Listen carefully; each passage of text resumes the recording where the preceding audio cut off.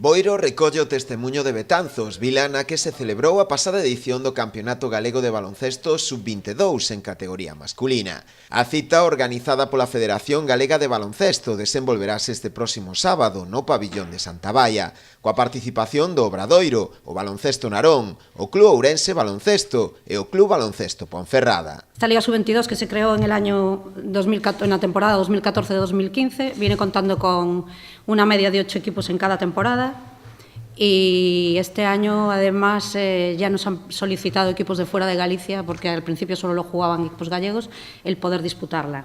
Contamos con la presencia de Ponferrada, un referente en Castilla y León, y quizá el año que viene podamos contar también con equipos de otras comunidades autónomas. Destacar el Obradoiro tiene jugadores junior que fueron campeones gallegos, más los jugadores que estuvieron en el equipo de Liga EVA. El equipo de baloncesto Narón también ha jugado en Liga EVA y ha tenido una muy buena temporada.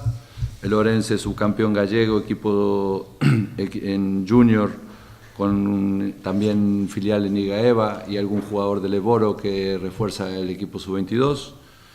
Y Ponferrada, que también ha jugado en Liga EVA con una gran temporada. Pola mañá, a partir das 10:30, desenvolveránse as eliminatorias e xa pola tarde, a partir das 7:30, será a gran final, da que sairá o novo campeón galego. Dende o Concello, que colabora xunto co club local, o Club Baloncesto Santa Baia, con esta iniciativa, animan a acudir a presenciar este campeonato, que se enmarca na liña da promoción deportiva de base. E nós decimos que sí a todo, daí que haya xente que di que hai demasiados eventos. Eu creo que os eventos ainda son poucos, non é porque o Concello queira, sino porque temos unha sociedade viva, temos clubes vivos, unha sociedade dinámica que ama o deporte e que está en permanente evolución e en permanente traballo.